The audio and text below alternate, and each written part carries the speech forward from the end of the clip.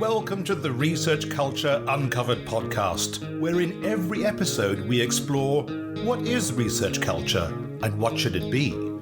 You'll hear thoughts and opinions from a range of contributors to help you change research culture into what you want it to be.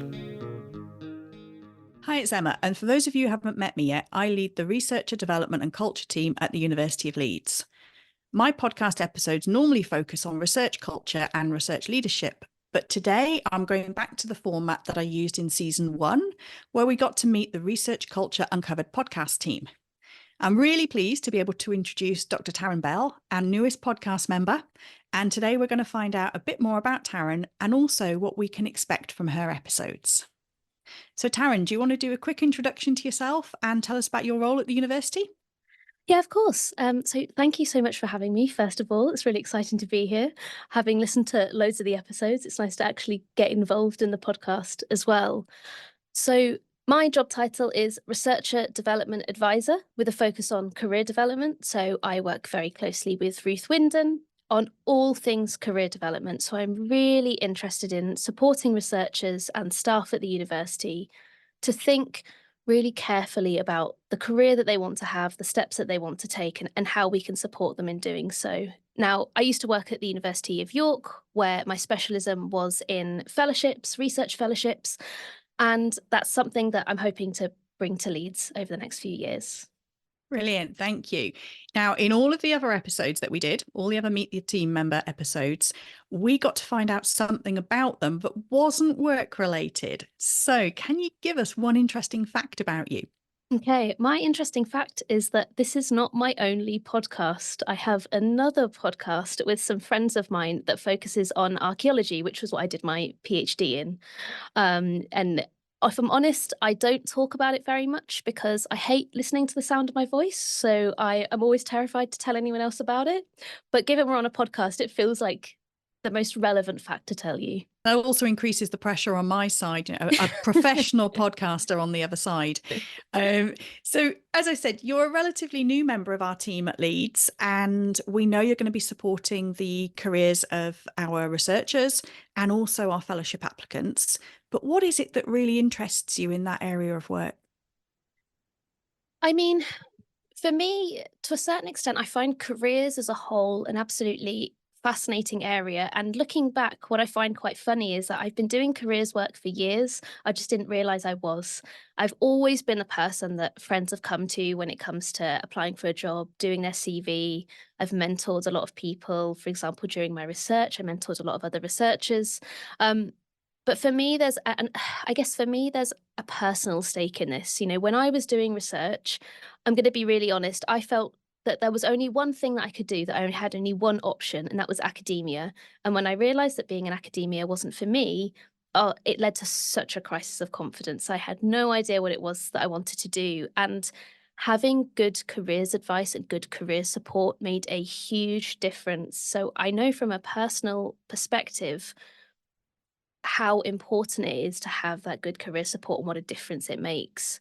I think the thing as well that really interests me is that I think traditionally ideas about researcher careers tend to focus around academia, but as Ruth will say and has said in the past many times, it's not just about careers in academia. There are so many options. And so for me, obviously, I focus a lot on fellowships, but I love having those conversations with people where we explore the options, we think about the wealth of options open to them. And I think really this is what it comes down to for me. Careers work is about more than just talking about jobs. It's such a wide berth. We talk about, skills development. We talk about what are your values, what are your strengths, what do you want to be, where do you want to go? So really for me, I really enjoy supporting careers because it's a really varied area of research development, and it's one that covers many of the other areas that the team does, whether it's impact or responsible research or supervision or all these different elements. You're absolutely right. It's a huge area. And I know it's one that Ruth has been desperately trying to get more support in. So I think the two of you are going to be quite a formidable team, actually. But as I said, it is big. And there's a lot of areas that you can cover. But what do you consider to be the biggest challenges for our researchers? Honestly, I've thought about this for a while because this is a tricky question. I think for me, if I'm being really blunt, one of the challenges that we face, not just at Leeds, but at universities in general, is getting people to make career development a regular part of their working life. We're a signatory to the Researcher Development Concordat and the Technician's Commitment. And so on paper, we have these commitments to make sure that people are spending time regularly on their career and their professional development. However, in reality, I'd be really interested to see the numbers of postdoc researchers, for example, who use their 10 days a year for things other than technical skills. I think for me, this is something I face up against regularly. I ran a workshop really recently, and someone said in the feedback, this felt like a long time to be out of the lab. And it was a 2-hour workshop, so that wasn't a very long time. They also said, thank goodness, I really enjoyed it. This was a really valuable use of my time. But I thought it was really illustrative of the challenge we're often up against in getting people to take what we do seriously. And to make it part of our culture as well. And I know Yeah. both you and Ruth are going to be working on not just our researchers, but our managers and the institution, and how we can really build that culture of having good career conversations and career planning. Yep, absolutely, absolutely. And I understand why to a certain extent. It's scary planning for your career and it's not comfortable. I mean, this is literally my job. And yet every time I have to update my CV, I don't enjoy it. I don't really look forward to it. Don't tell Ruth I said that. But it is kind of nerve-wracking and quite an emotional process. And so I think a lot of people, sometimes it can come from workload, but sometimes it can just come from a lack of understanding about what's out there and the options open to you, or just fear about what's to come.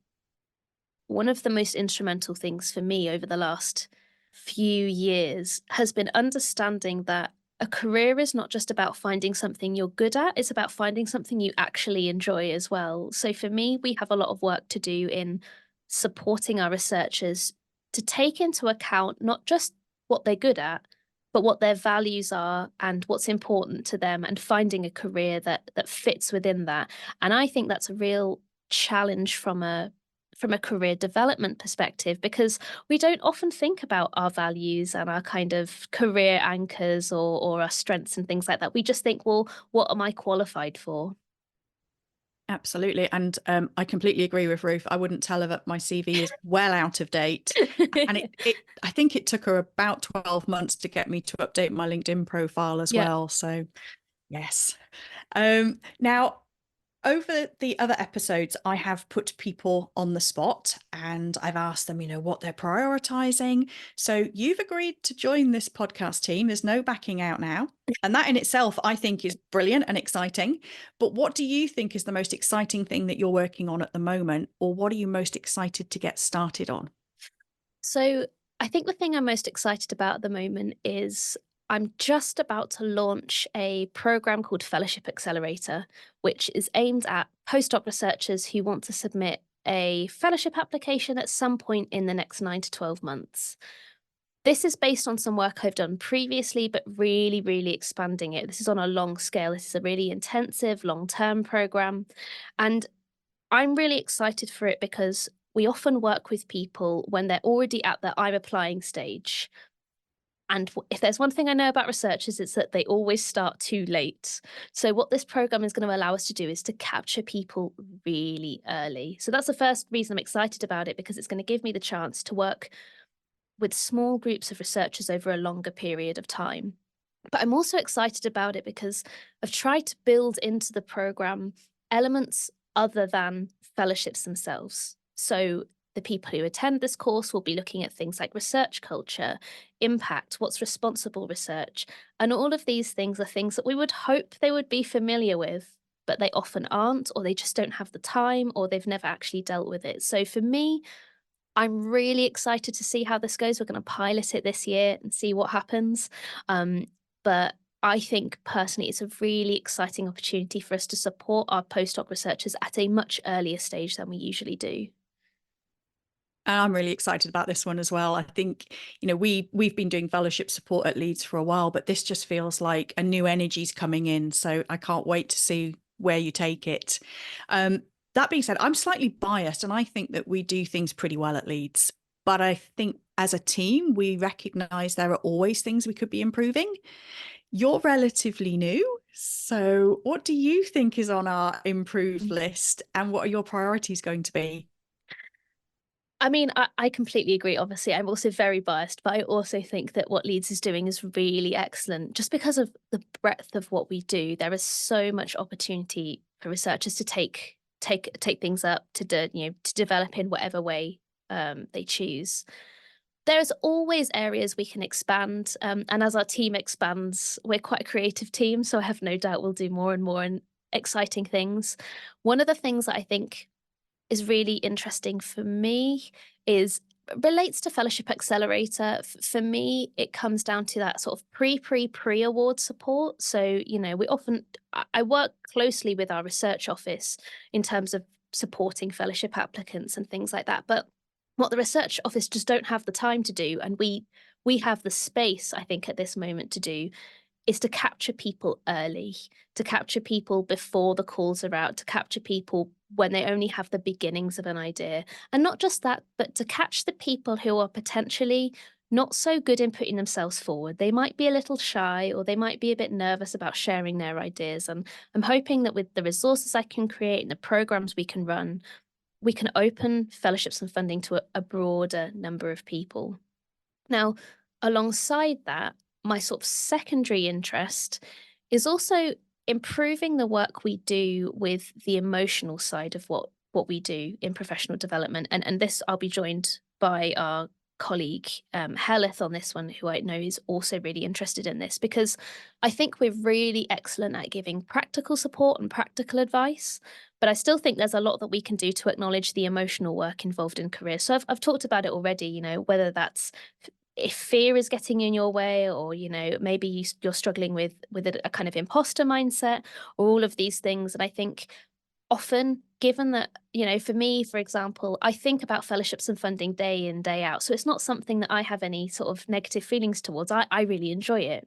But for many people, it's a time of real, not emotional turmoil, that's definitely way too dramatic, but it's a time of real nervousness, and it's a time of doing something that can be uncomfortable. And I think we potentially are at a point, particularly among discussions about research culture and thinking about the way people feel while they're doing these things as well, and how we can support them to kind of shake off the fear or the negative feelings and feel positive about their careers. Brilliant. Thank you very much. So we're almost out of time, but we haven't yet discussed what you're going to be covering in your episodes. What can our listeners expect from the episodes that you're going to bring to us? So I've got 2 episodes coming up, actually, unsurprisingly focusing on fellowships and funding. So I'll be talking with Anna Piltz at the University of Edinburgh, talking firstly about how can we support researchers applying for funding, and secondly, talking about how we help researchers when they're unsuccessful with funding applications as well. So I think that's really going to cover my 2 real interests, which is both fellowships and funding, and also managing that kind of emotional side of things as well.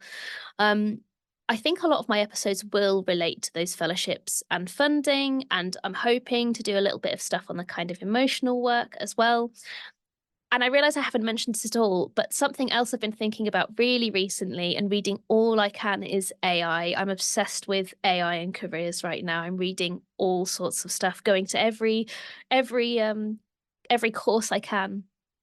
So I'm hoping that we'll be able to get on some interesting guests who'll be able to talk about the link between AI and careers development and all the exciting changes that are going on in that sphere too.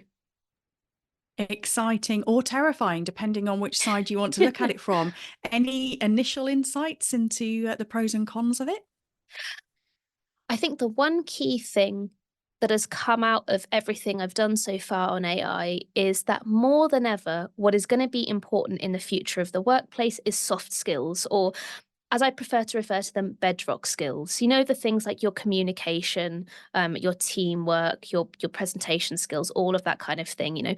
I find it really fascinating that the people actually creating these AI tools and careers professionals as well are really on the same page. They say, the future is not having those technical skills.